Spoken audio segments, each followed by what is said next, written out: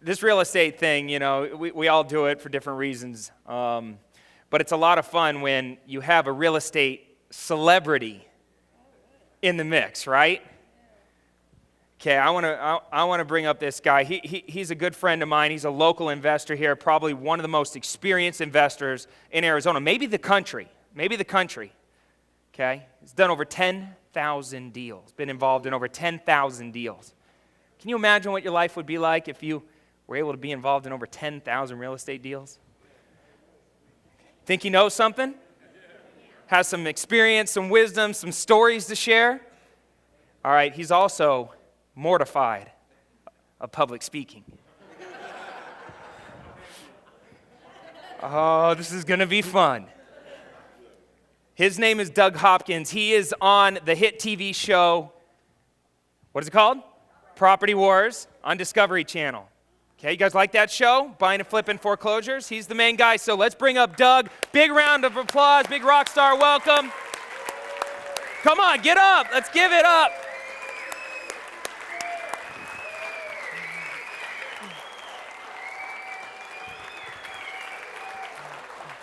All right. The man, the myth, the legend. Come on up. Right. Doug Hopkins, everybody. Nice. Yep. There you go. There's a microphone. I was going to have you guys chant, Doug, Doug, Doug. Speech. Right?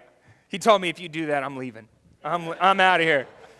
All right. So thanks for coming, man. I appreciate it. We're good friends outside of the real estate world, and I think it's awesome what has been happening to you over the last couple years. I mean, your career has just been phenomenal to watch, and this reality show, is taking you to a whole new level.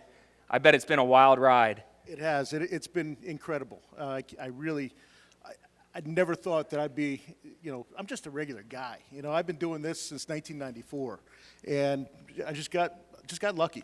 Honestly, someone called me up from New York and said, "Do you want to do a reality TV show?" And I said, "You know what? Okay, let's do it."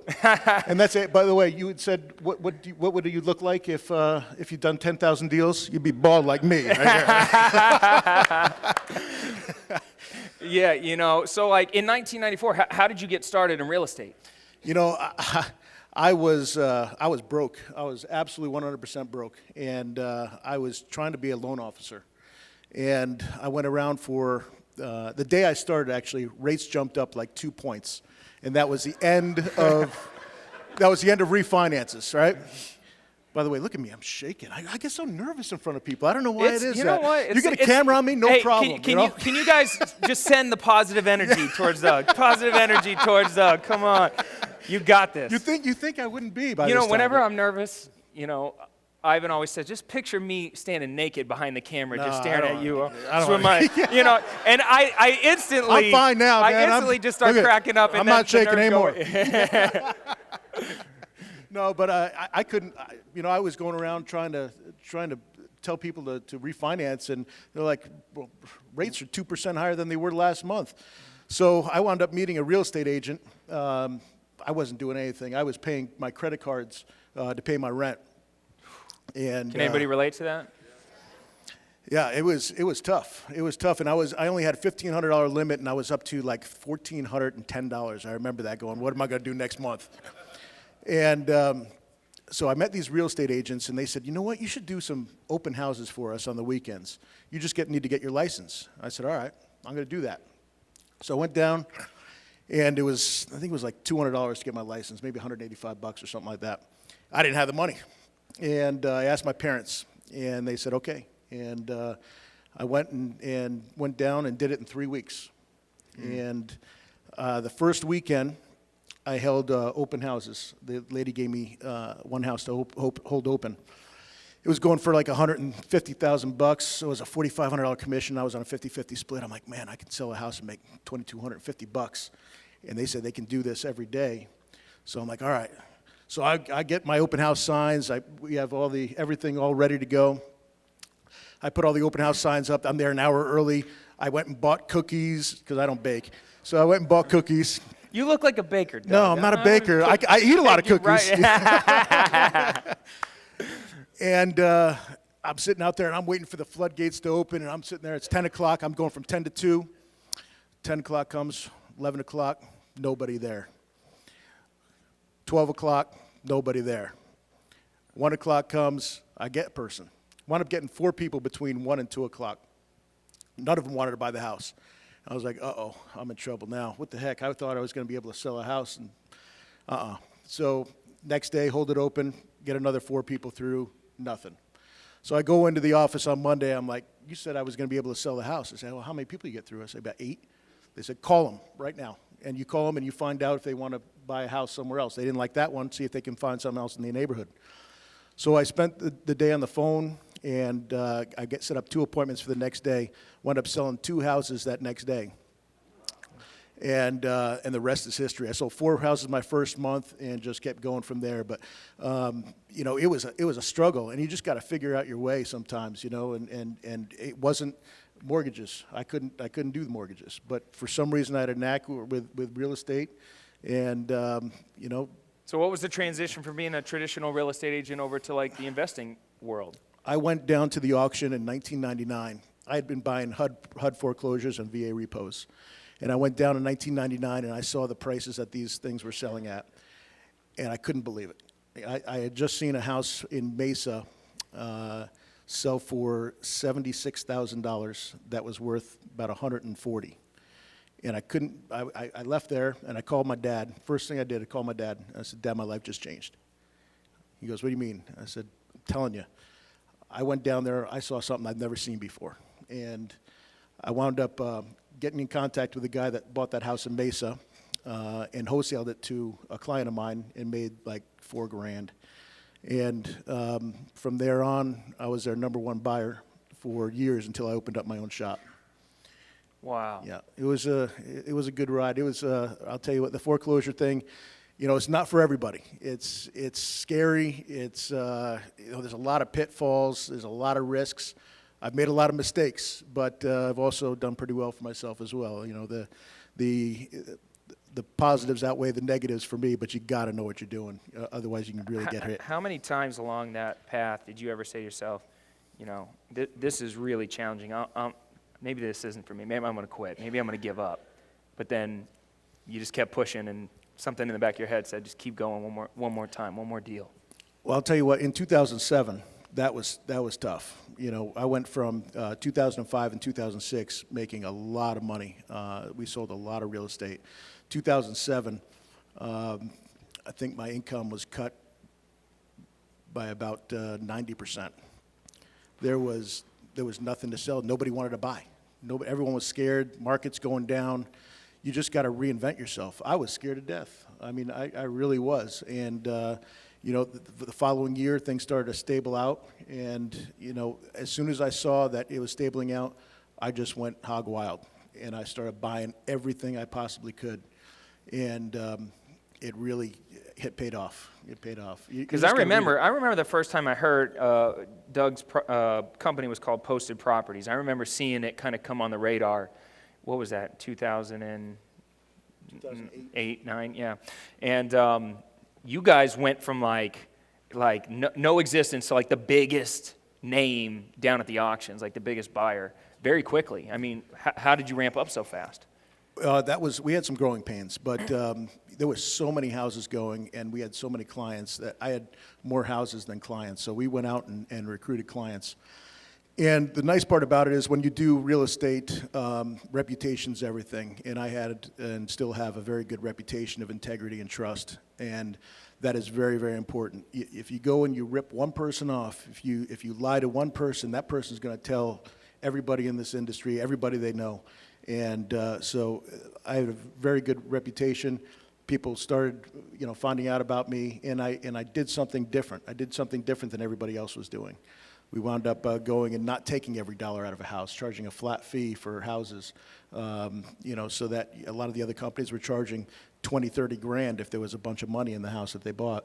We just did a flat fee of $3,000, and it was a game changer. Yeah, I remember. Has anybody bought down at auction? Couple people. It's a little scary when you first go down there. I mean, it's intimidating. Oh, yeah. I get scared about going down there. I don't like it.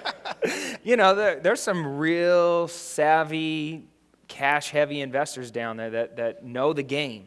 And there is a little bit of a game. I mean, I think it's kind of chilled out now, but in 2009 when I first showed up down there, I mean, you would kind of see some baseball signs going on as the auction was going on. I mean, you couldn't really figure out what's happening, who knows who, and are they bidding you up? Are they positioning against you? And you guys kind of make fun of it on the show a little bit, you know, kind of running some people up. And oh, it happens. It still happens. Yeah. We run people up, especially Scott. I'll run him. Anyone watch this?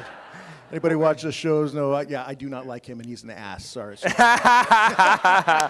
That's all right. Hey, they don't call you the king of the East Valley for nothing. You know, it's you know, without him, I think it would lack in the entertainment and the humor. So he does a good job on that. He is funny, but he's a jerk. So obviously the market's changing. You've seen it go through a couple cycles now, a couple changes. A few. Yeah, and as it does, I mean, right now the auctions there's I wouldn't say they're drying up, but I mean, what, did 30 houses go a day now? There was 12 yesterday. 12 houses. You think that they're having a massive restriction on foreclosure inventory? Does that mean that there are no floating people in foreclosure any longer in the background, or houses that should be getting foreclosed on? No, there's still a bunch out there. There's still stuff that's in. It's just a lot of postponements right now. So, you know, you go out. Yeah. So we got door knockers out there. I mean, you go back to old school, man. You go and you just. I'm glad you brought that up, because I think it's really, really important. You know, if you see the market shifting and you hang on for dear life and you're not agile, you're going to go down with the ship. 100%. You know, and so Doug did a very smart thing. You know, he was the king of the auctions. And as the auction business started to turn, he immediately saw it because of his experience and his relationship with other people. I'm not going to take all the credit for it, but I'm just saying, you know, maybe it has something to do with it. He's 50%. Yeah, all right. But, you know, he saw the shift coming, and he immediately shifted gears. And he said to himself, you know what, if the deals aren't going to come to me, I'm going to go to the deals, right? And so he turned on the marketing. And we were kind of talking about this when we were doing a little masterminding at lunch. You know, where's the best place to get deals? You know, and you were kind of throwing out some things that you were doing, like door knocking. Mm-hmm. You know, like having relationships bird dog you deals and bring you things. Absolutely. I mean, that's so important. How often do you spend networking? Almost every day. Honestly, almost every day. I'm calling people from other companies, people that I know. You know, I call you. Yeah. You know, what do you got for me? You don't give me enough, damn it. But they go quick. Yeah, I know. You know, you got to work your way up to being one of my better clients, yeah. Doug. All right? This doesn't happen. It's not a gimme. Yeah, you know, but I mean, every day, always marketing, always networking. You know, and so kind of the show, you get picked up on this show. Mm-hmm. First day, cameras go click, and they just say, "Be Doug, be yourself, run around." That's exactly. Yell at people. What do they want you to do? Yeah, well, the fun part was when they first originally came out to do the pilot. They didn't know what to expect. I didn't know what to expect. They said that we were going to follow you around. I said, all right. So I met them at my office at 7:30 in the morning. And we're going around just looking at houses, and they were bored out of their mind, and so was I. I was like, what are these people doing here? Yeah, we couldn't get into them. They're like, well, can we get in? I'm like, no, can't get into them. They're like, what can we do? Well, you could peek around. So that was about it. And then we all met up at one of the houses out in Gilbert. And it happened to be a particular neighborhood where I own 3 rentals already. It's in Finley Farms. I don't know if any of you heard of it here. But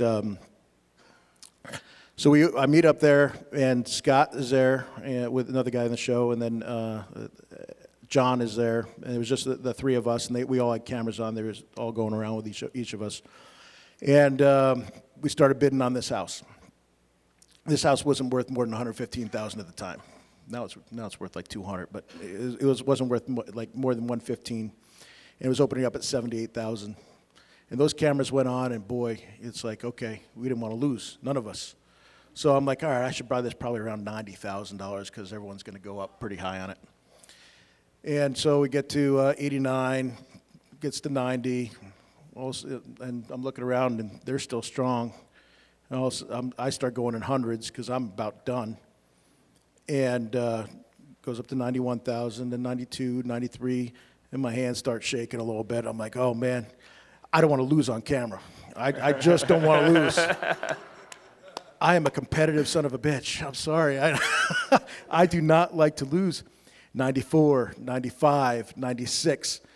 Now I'm sitting there going, well, this is a loser for sure. I'm going to have to keep it as a rental. There's no room left in it. 97, 98, 99. It gets up to 99.9. And I'm sitting there, I have my bidder on the phone. And I go, you know what? Go one more $100,000. If he makes one more bid, just stick it to him. And I go to 100, and he stops. And I look, and I just bought a $100,000 house that was occupied, that I don't know what condition it's in, that's worth $115,000. I bought it for $100,000. And I buy the house, and I take my papers, and I throw them in the air, and I start screaming at Scott, you SOB, blah, blah, blah. And I turned around to the producers. I'm like, is that what you want? And I'm like mad. I'm like, is that what you want? And they're like, that was the most amazing thing I've ever seen in my life.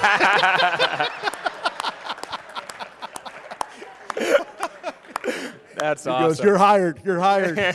sign right here. Sign the contract. So that was it. That's exactly how that I got signed, just like that. Wow. Would you guys be on a reality TV show? Yeah, you're like, yeah, bring the camera around. I'll have Greg follow you around for a day. It's got its perks. Yeah. So now are you recognized? Like, I've been out with you a couple times. People come up and want to hug you and touch you and make sure you're real and sign autographs. Some of them I don't mind. It's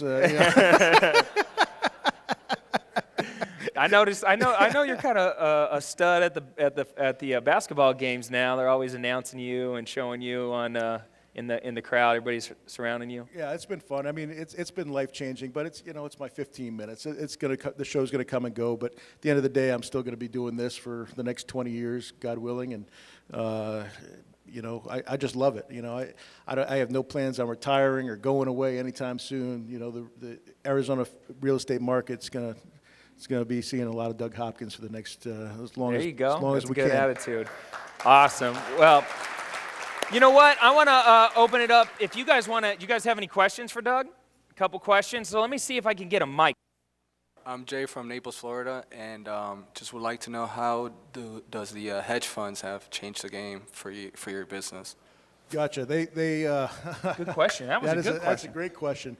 We were lucky enough to represent one out in California, and so I think they bought a total of 3,000 homes from us in a little bit less than a year. I mean, it was insane. So let's run the math on that. 3,000 homes times $3,000 bidder fee. Woo, Doug, can I borrow? I'll give him a little bit of a discount. Private lender. Private lender. But obviously they made the numbers go way up, especially here in Phoenix.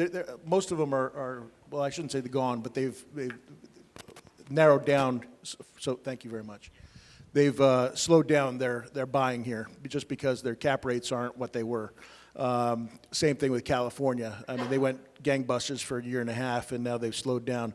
But out your way, I hear they're doing big things. Blackstone and a lot of the other ones, they're doing a lot of buying out there. It's hard to compete with them at the auctions, just because they'll take if it fits into the little box for rentals, they don't care what they pay for it, and so that's always a challenge to guys like me and people that are looking for themselves to fix and flip. We got to look at our numbers because we're flipping them. That being said, there's still other ways to find houses out there, and they're not on every single one. It has to fit into their box. So it's gone up tremendously, at least in Arizona. I'm not too familiar with your neck of the woods, but I know that they're in Florida. They've been going gangbusters as of late. Florida and Atlanta as well. That was a good question. All right. I can talk to you later about it too if you want to. State your name and say where you're from. I'm Rafael from Tampa, Florida. I have a question. Could you get a little bit into the specifics when that period that you transitioned from 07 and 08 when things got bad? Can you talk a little bit about what did you do to prayed. keep the boat floating. And by the way, you're not a regular guy anymore. You're a celebrity, so No, get with it. Well, I did a lot. We had just opened a second office, and I had got all this overhead. We came off of 2006, where 2005 and 2006 were just gangbuster years, and then somebody just turned off the somebody, you ever see the thing, Who Stole My Cheese, that book? You read that? Yeah, someone stole my cheese. Not my cheese, my dinner, my dessert, everything. They stole everything from me, right? So I had to, I had to bite my ego and close down one of my shops, get rid of a lot of overhead, get rid of some people that, that I had on, because I just didn't have it. It wasn't bringing in enough income. There wasn't enough business to go around. I downsized more than anything, just looking for the next big thing. I went and started buying houses at 40 cents on the dollar because, you just have to wait until people are desperate enough to sell. And I'm not talking about regular people. I'm talking about the banks. And I was going directly to the banks and trying to get them, trying to get bulk deals, anything I could. I was throwing out the largest net that I possibly could. And it was tough. I mean, I'm not going to sit here and tell you it wasn't tough. In 2007, it was a real struggle and very humbling experience, because you go from the top of the top, where you're making so much money you don't know what to do with it, to all of a sudden that faucet turns off and you're like, whoa, what the heck? You expect to make that money. That's the biggest thing I learned. Don't spend everything you make. Don't do it. There was a lot of people. Thank God I saved a lot. I'm pretty frugal when it comes to a lot of that. I don't buy a lot of big things and go on a lot of expensive trips or anything. So I just buy whatever, I live okay, but I don't buy big boats and yachts and all sorts of stuff. So a lot of people that did, though, had 3 or 4 cars. A lot of people that were in my same scenario really, really got hurt and had to declare bankruptcy and other things. I was able to make it through, and then all of a sudden, with every down cycle comes an up cycle. And it didn't last as long as I thought it was going to last. I really thought it was going to last 4 or 5 years. The economy lasted that long as far as how bad it was, but the foreclosure stuff, that there was a lot of opportunity. Whenever there's that sort of decline, there's always going to be opportunity. And in 2008, 2009, we were able to take advantage of that. All right. Another question? Good. State your name, where are you from? Thomas Sparks here in Phoenix. Are you still buying properties at the auction? Every day. Every day, okay. You say maybe 20 or so. It's drastically come down, right? The number of properties going to sale. I'm sorry, what was that? Is the number of properties going to sale, has that dramatically gone down over the last 3 years? Let me tell you this. In 2010, at the height of the market, we had about, on any given day, 1,100 homes that were being sold at auction. Yeah. Yesterday, there was 12. Is that all? So, yeah, it's tough. And when I say I'm down there buying every day, I don't buy a house every single day. I bid every day, but I don't buy every day. There you go. It just depends on what the numbers go to. At some point, it just doesn't make sense. Okay. You mentioned door knocking for pre-foreclosure houses. Have you found that to be somewhat effective? And if so, if you don't, people aren't at home, do you leave any kind of leave behind material? Absolutely, yeah. We leave door hangers. Okay. Yeah, and with my card, my number, my company, everything on it. Are people calling you from these door knockers? Absolutely. Good. Yeah, absolutely. It works. Yes. Thank you. It does. Thanks. Great questions. I got one for you. How's being and we got this at the table at the Mastermind lunch, how's being a licensed broker or a licensed real estate agent helped or hurt your investing business? Okay, well, I'll start out by helped. By helped, it's nice to be able to go in to I'll do the hurt and helped. Going into somebody's house, being on a TV show, running my commercials, it helps me get in the door. That being said, the people see that I make a lot of money on the show, and so they don't want to participate in that necessarily. So they're worried that, I'm going to make $30,000-$40,000 off of their house, and rightfully so. You know, I go in, they don't know who I am. You know, they just know me from TV. So I always go in and say, listen, this is what the house is worth. Here's all the comps. I show them all the different comps in the house. I will list it for this amount of money. I can list it as well. If you don't want to list it, I'll buy it for this amount if you don't want to deal with the hassle of listing it. And it's usually about, after net sales, about a $15,000 difference to the seller on average. So a lot of times I will buy the house, and well, it's about 50-50, and half the time I'll list the house. And so it helps so that I have another scenario to go to. If, you know, because a lot of times you can be shocked. You think your house, everyone thinks their house is worth more than it is. That I've learned over the last few years. Everyone thinks their house is worth at least $20,000 more than it's worth. And so you got to go in there, and so you're fighting that battle, and then not only that, then you get them down to, okay, my house is worth this, and then you shock them with the number that you're willing to pay for it.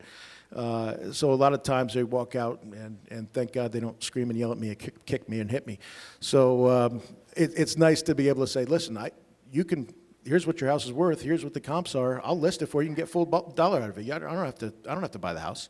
So it helps and hurts at the same time. Not being a real estate, just being on TV. It hurts me a little bit, but it also helps me get in the door. So. Okay. But a little bit of. Have you ever had, you know, I was telling somebody this earlier. I've actually, because I'm licensed, the only negative thing I've ever experienced being licensed is the fact that other real estate agents don't like you marketing your cash for houses angle in their neck of the woods. And if you don't have the proper disclosures on your marketing materials, those real estate agents will actually go to the board of realtors and tattle on you. And that's the only thing I've ever experienced negative. Everything else has been super positive. I get access to the MLS. I have access to do my due diligence. I can give multiple scenarios like that and actually list the property. And so it's been a very positive thing. I just wanted to bring that up because I've had a couple questions.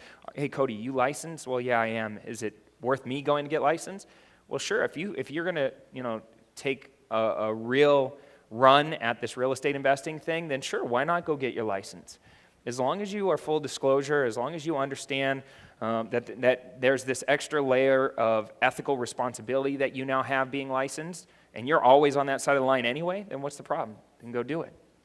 Do you give us the verbiage to put on there to make sure that we appropriately disclose that? Your verbiage will come from your broker, and they'll give it to you, or a local real estate attorney. But yeah, it's real simple. You guys got to disclose. You're a licensed real estate agent in the state or whatever with the brokerage of whoever. Nothing different than that. Not really. Not on your marketing materials. On your real estate contract, I actually have a clause on my real estate contract that they have to initial next to a couple different things that I say, and I'm more than happy to share that clause with you. But in short, it's basically saying I'm a licensed real estate agent. I'm not acting as an agent in this scenario.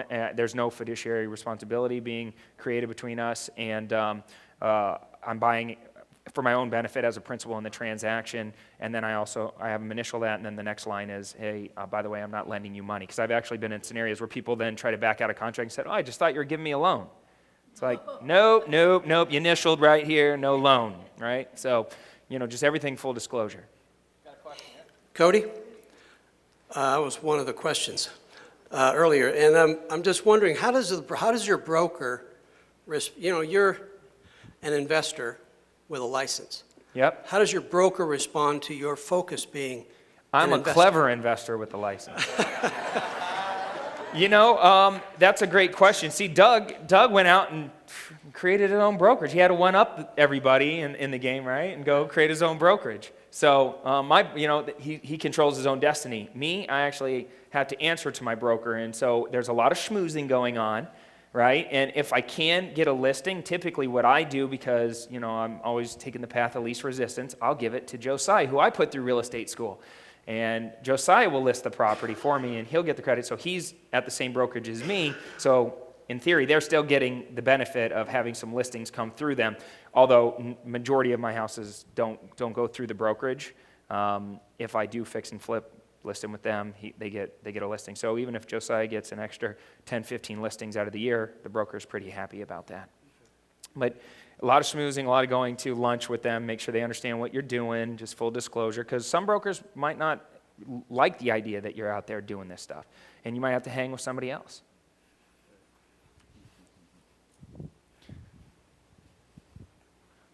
Good afternoon. I'm Richard Sweeten from Prescott, Arizona. That may not be pronounced right. I'm not a Prescottonian. But anyway, my question has to do with the pool. All the pool that they were buying. It seems like there are situations going to be appearing on the horizon where a lot of foreign companies and other people have invested so heavily in the market that they don't have a vehicle in place to either take care of the homes or see that they stay in shape or take care of them after they're in there. It seems like there's going to be a big fish waiting to appear on this scene for some of us to catch if we know what's going on.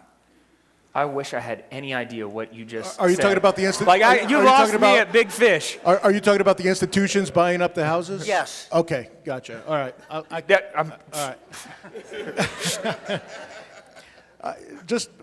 And I don't know much because they just hired us to buy for them. But according to a lot of I've gone to a lot of their seminars. A lot of them, they get together just as me and Cody do. All the big institutions get together as well at conferences just like this and talk about what to do and how they're going to go. You're looking at, from 2010, they were talking about a 5 to 7 year plan of renting the house, getting these houses, fixing them up, renting them out, and then 5 to 7 years taking them in certain steps and selling them. There's a lot of houses that they've bought here in Arizona and also all around the country. And so it'll be interesting to see what happens. I mean, inventory right now is really low on regular MLS. So hopefully when they do go to sell them, they don't put them all I think they're smart enough to know not to put them all on the market at the same time. But I'm pretty sure that most of them have the same 5 to 7 year plan going. So it'll be interesting to see what happens, from 2015 to 2018 in that range, if we get another downslope or not. It would seem like that within like you said, probably 6 to 10 years, that there could be a flooding of houses on the market because all those millions of houses that they bought have got to get back on the market again at some point. That is correct. I mean, they can hold them and keep them as rentals and get the cash flow from them, and it's doing well. They bought them on a spread and on a split, knowing that they were going to do that in a certain cap rate. But yeah, when they do sell them, if they put them all out in one shot, it could hurt us again. But again, at any time, the only constant about real estate is it's always changing. It's the truth. There you go. That's exactly how I would have answered that question. So well said, Doug. All right, we'll take one more question. One more up front. Jonathan up front. She looked pretty eager back there. Oh, we have these last two I got questions. time, man. I got time. We got last two questions. Hold on. Wait for the microphone. Man. No. You say you're an agent. You get one question. Is there a benefit in becoming a broker over just being an agent? Or I don't think so. I'm not a broker. I don't want anything to do with a broker. I don't want to handle everybody else's problems. I got my own. So I hired my own broker to handle the brokerage. So she handles the problems. I got the best broker in the world, Sandy Hirsch. I love her to death. And she handles all the stuff so it doesn't get back to me. Ultimately, I'm the one who pays the bills if any of the agents get in trouble or anything that does it. But she keeps all the other agents. I don't get in trouble. All the other agents keep that. We have 105 agents over there, so keeps them out of trouble. okay. Yeah, I'm a licensed agent, not a broker. So in some places they're one and the same. Some places you are a broker if you're a licensed agent. But just not here in Arizona. So yeah, so I'm an agent. I hang my license with a brokerage, and like he said, my broker has to deal with me causing trouble. All right. All right. One more question. Okay, right here. Okay, my name is Susan. I'm from Ontario, Canada. I've noticed that a lot of cases when I'm looking on different websites for properties, there are a lot of short sales. And they always say on them, they've got a disclaimer, this is our price and it may not cover all the expenses to close the deal. In your experience, do you deal with these and do you always go to the list price or can you negotiate? You can negotiate. A lot of times on a short sale, they'll already have a pre-approved number that they will take, but I don't care. I'm always going underneath that number. I'd like to negotiate, so it may take some more time. I mean, I just closed actually I didn't close, I'm closing next Friday, a house that we've been doing since February. So that they were asking $89,000 for it, and I got it for $70, and it's worth $150. So that was a really good one. There you go. So You're going to sell that one to me, right? yeah, for $120. All right. But yeah, always negotiate. You know, until you get the absolute no, you can't do it. Yeah, but also too, in the first part of your question, I'm always getting nickeled and dimed by the banks. 700 here, 500 here. They're not going to pay for this. They're not going to pay for that. Yes, you do get nickeled and dimed by the banks on that. Yes. Was that cool of Doug to come hang out with us for a little bit? That was pretty cool, right? All right. Hey, appreciate you, man. No, always fun. Next time, we're going to make you do a speech. Oh, no.